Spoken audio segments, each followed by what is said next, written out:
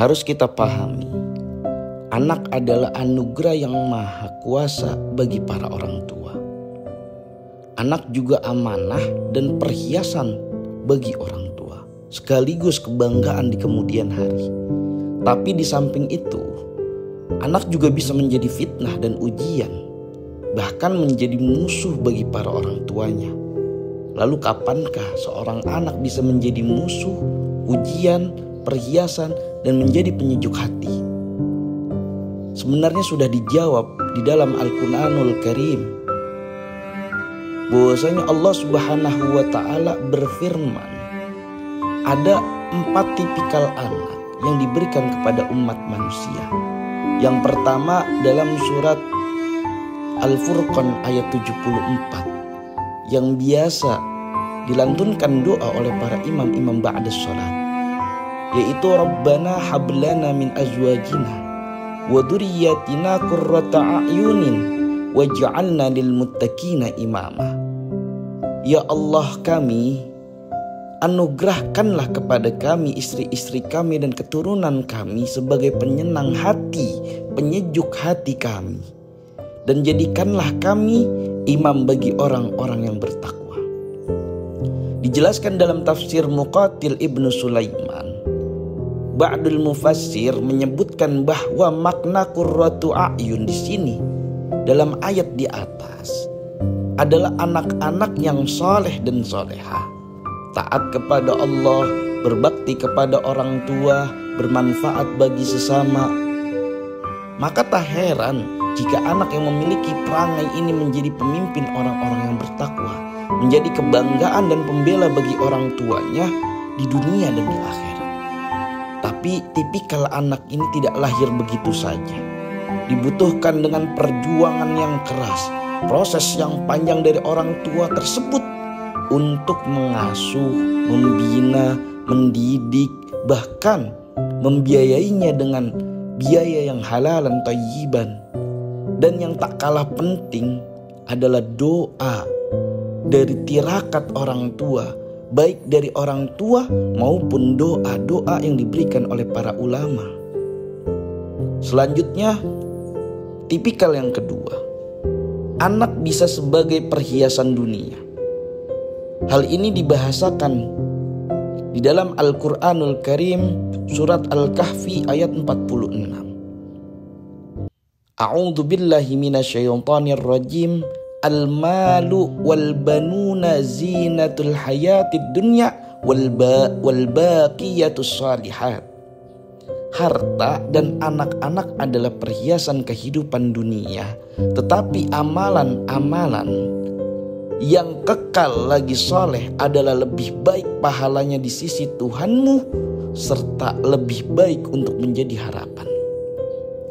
Perlu dipahami, dalam ayat ini anak diposisikan sebagai perhiasan dan kekayaan dunia bagi orang tuanya. Layaknya perhiasan dan kekayaan, anak diperlakukannya pasti dijaga, bahkan disayang sebaik-baiknya oleh para orang tua. Kaitan dengan tipikal ini, anak disejajarkan dengan perhiasan dan kekayaan dunia, sebagaimana yang diisyaratkan dalam ayat lain yang diartikan bahwasanya dijadikan indah pada pandangan manusia kecintaan kepada apa-apa yang diinginkan, yaitu wanita-wanita, anak-anak, harta yang banyak, dan jenis emas, perak, kuda, pilihan binatang-binatang ternak, dan sawah ladang dan lainnya. Tapi perlu kita pahami juga, kecintaan yang berlebihan membuat para orang tua terlena dan seringkali mengabaikan hal-hal yang membahayakan sang anak tersebut. Mereka lupa jika perlakuan yang diberikannya justru akan merusak masa depan anak kesayangannya. Maka dari itu, dalam ayat lain Allah mengingatkan agar kekayaan dan keturunan tidak sampai melalaikan para hamba-hambanya. Yang ketiga, tipikal anak ini bisa menjadi fitnah dan ujian bagi orang tua. Allah Subhanahu wa Ta'ala berfirman, innama amwalukum wa auladukum fitnatun wallahu indahu ajrun azim. Sesungguhnya hartamu dan anak-anakmu hanyalah cobaan bagimu, dan di sisi Allah lah pahala yang besar. Mungkin ini pula yang dimaksudkan anak sebagai amanah dan titipan dari Allah yang harus dijaga dengan sebaik-baiknya. Dipenuhi hak-haknya, disayangi, dirawat, dididik agar memiliki masa depan yang cerah dan membahagiakan orang tuanya. Tapi ingat, Allah memiliki balasan yang besar bagi mereka yang menjaga amanat ini. Maka janganlah sia-siakan jiwa dan raga anak ini. Jangan bunuh mereka karena takut miskin. Dan jangan juga sampai membuat anak ini menjadi hal yang tidak baik untuk masyarakat. Dan tipikal keempat, anak menjadi musuh. Hal ini diungkapkan dalam Al-Quranul Karim, ya ayyuhalladzina amanu inna min azwajikum wa auladikum aduwwan lakum fahdaruhum fa in ta'fu wa tasfahu wa taghfiru fa innallaha ghafurur rahim. Ya ayyuhalladzina amanu, hai orang-orang mukmin, inna min azwajikum wa auladikum, sesungguhnya di antara istri-istrimu dan anak-anakmu, aduwwan lakum fahdaruhum, ada yang menjadi musuh bagimu, maka berhati-hatilah kamu. Wa in ta'fu wa tasfahu, dan jika kamu maafkan dan tidak memarahi serta mengampuni mereka, wa taghfiru fa innallaha ghafurur rahim, maka sesungguhnya Allah akan mengampuni apa yang engkau jalankan, dan Allah Maha Pengampun lagi Maha Penyayang. Sebagaimana mufassir menjelaskan dalam tafsir At-Tabari bahwasanya musuh di sini adalah menjadi pihak yang menghalang-halangi jalan Allah, merintangi jalan ketaatan kepada Allah, merintangi hal yang berkaitan untuk mendekatkan diri kepada Allah.